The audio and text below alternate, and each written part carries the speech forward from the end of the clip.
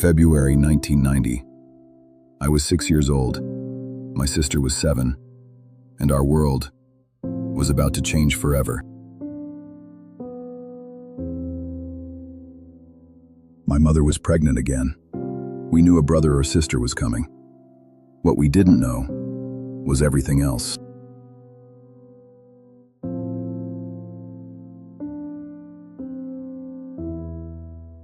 There is a version of this story where I tell you about the joy, and the joy was real. But I want to tell you about the other part first. The part my father carried alone for years. The part my mother only understood slowly. The part that shaped every single one of us, in ways we are still discovering. My mother was 32 years old, already managing 2 children, a husband, a home, my grandmother's illness, and a country at war outside the window. It wasn't planned. There was no right time. But somehow, she made space, without hesitation, without complaint.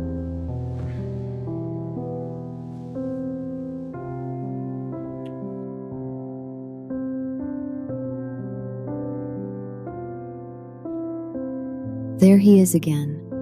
Strong one. Like his father. We were excited. We had no idea what was coming. None of us did.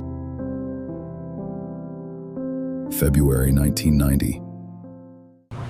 The country was still at war. Roads between cities were mostly blocked.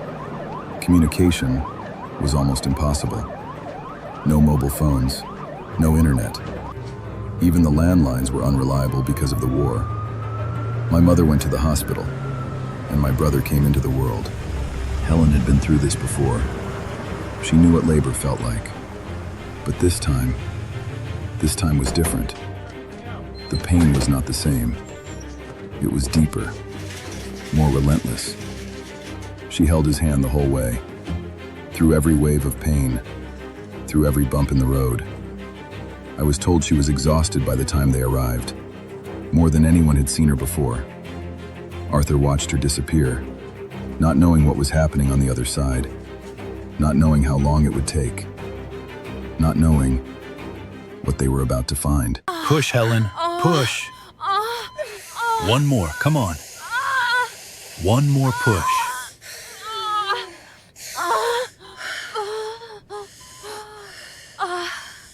It's a boy.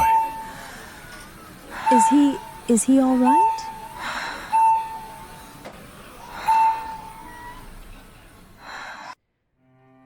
The doctors discovered something, and they made a decision. They did not tell my mother. Not yet. They took my father into a corridor, away from my mother, away from everyone, and they told him the truth. All of it. My brother was born with spina bifida, a condition where the spine does not fully close, leaving the most delicate part of a human being exposed, unprotected, vulnerable to everything. The doctors told my father that his son could die. Not might, could, at any moment, without warning. On the lower part of his back, where the spinal fluid lives, the tissue was not fully sealed. If it ruptured, he would be gone. Just like that. Gone. And if with a miracle survived all that, his life would never be simple. Walking would be a battle. His kidneys would fail him. Surgery after surgery after surgery. Pain that most people will never understand. A body that would fight him every single day for the rest of his life. My father heard all of this. He collapsed. He fell to the floor. I want you to understand what that means. My father was not a man who showed weakness, not ever. In my entire life, I never saw him cry, not once. And he fell to the floor. That was his first fall ever. His second fall was his last.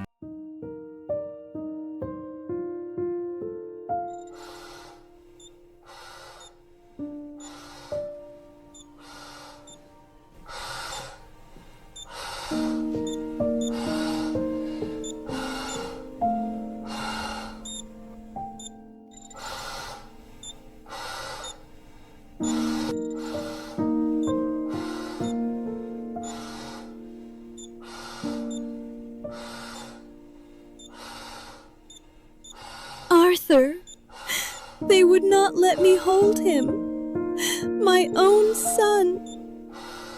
And they would not let me hold him. I did not smell him. Every mother smells her baby when he comes out. They took him before I could even breathe him in. Does he know I am here? Does he know I am his mother? Arthur, what if he thinks no one is coming for him? Is he in pain?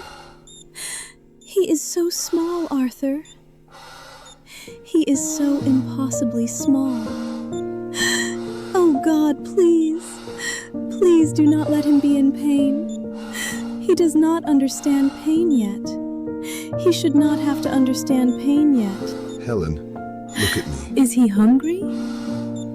Arthur, is my baby hungry right now? Because I am right here. I am right here and I cannot feed him. What kind of mother cannot feed her own baby? Look at me. Tell me the truth. Please, please. Do not protect me. Do not be strong for me right now. Just tell me the truth. Is he going to be all right? I need you to tell me he is going to be all right. Look at him. He is fighting for his life in that stupid machine. Please, God, help him. Please. He knows your voice. He heard it for 9 months. He knows exactly who you are. And he is not alone. Because you are on the other side of that glass, fighting for him, the same way you have always fought. He is going to be all right, Helen. I promise you. After 12 days, they came home. My mother still exhausted, still recovering, still carrying more than anyone should carry. And Bruno, stabilized. But that word, stabilized, did not mean safe. It just meant, not yet.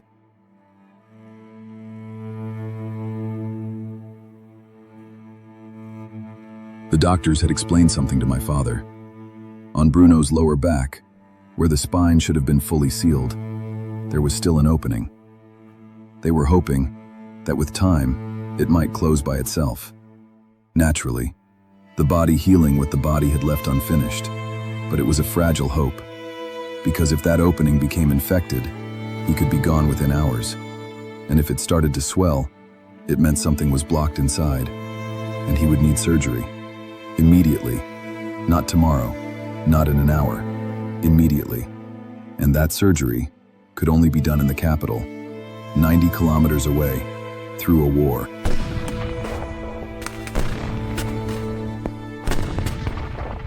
While all of this was happening, Freya and I were at our grandparents' house, with our aunts Zara and Rowan, and our grandfather, the most calm and gentle man I have ever known, the kind of man who made every room feel warmer just by being in it, and our grandmother, already sick, already slipping away from us slowly. It was a full house, and a quiet one. We missed our parents every single day. We did not say it, but we felt it. The way children feel things they do not have words for yet. Every morning we woke up and they were not there. And every night we went to sleep and they were still not there. And somewhere across the city, our brother was fighting to stay alive. And we did not fully understand that yet, but we felt that too.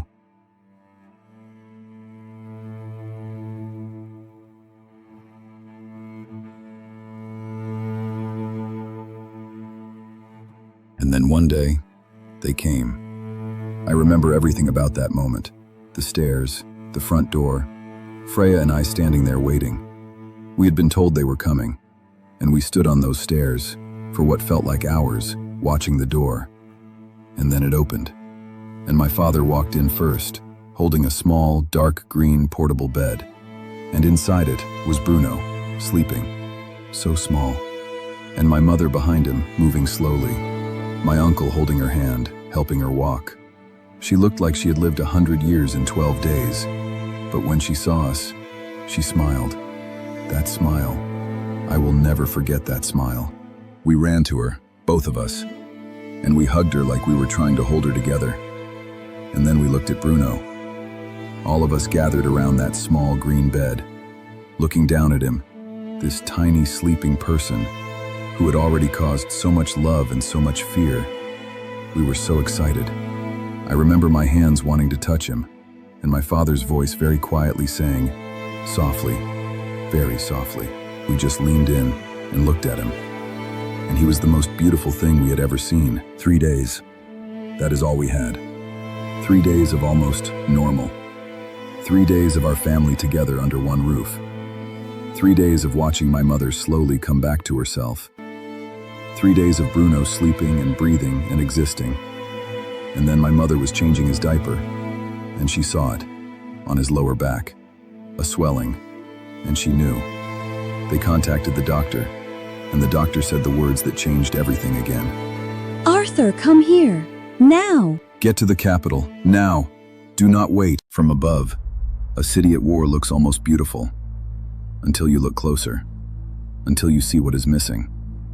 The empty streets where children used to play, the broken windows where families used to sit, the silence where there used to be noise.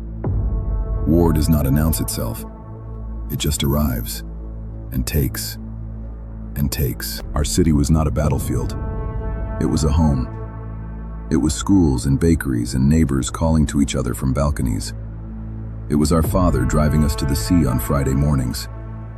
It was our mother hanging laundry while she hummed something we never learned the name of. And then one day the war came, and none of those things were simple anymore. Nothing was ever simple again. The roads between cities became walls. 90 kilometers. On any normal day, that is nothing. But there were no normal days anymore. There were checkpoints. There were snipers. There were stretches of road where no car had moved in weeks, where the asphalt had cracked and no one had come to fix it. The war was everywhere, and my brother needed the capital. And the capital was 90 kilometers away, and it might as well have been the other side of the world. What are you talking about? I don't have such time. I will pay you whatever you want. Name your price. My son is dying. Just get me a helicopter. I have thought about what it must have felt like to be my father. In that moment, holding a phone that barely worked, in a city surrounded by war, with a son who could die at any hour, and no road to take him to safety. The helplessness of that moment. I cannot put it into words. My mother could not go. She was still recovering, still very weak. So she had to make the hardest decision a mother can make. She put her son in someone else's arms, and she stayed. And then there was Zara, my aunt, who had never left the city, who had never been on a helicopter, who was terrified of the height, of the war below, of what might happen in the air, of all of it. And she went anyway, without being asked, without hesitation. She simply stood up and said, I am going with them. That has always been Zara.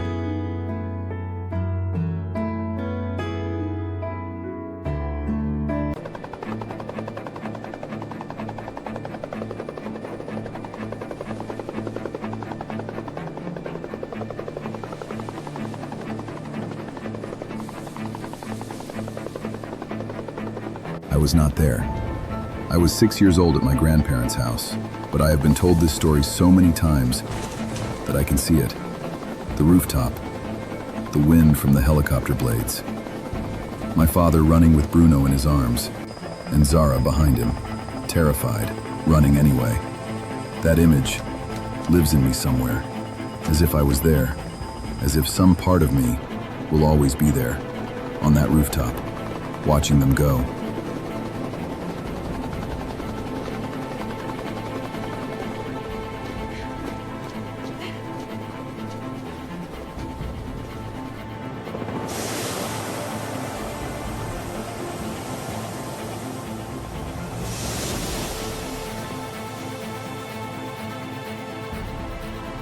They did not speak. There was nothing left to say. Just two people who had just done something impossible, sitting in that helicopter above a city at war with a newborn baby between them. And somewhere below, on the other side of all that gray sky, my mother was standing at a window, watching the clouds, wondering if they were safe, wondering if he was still breathing.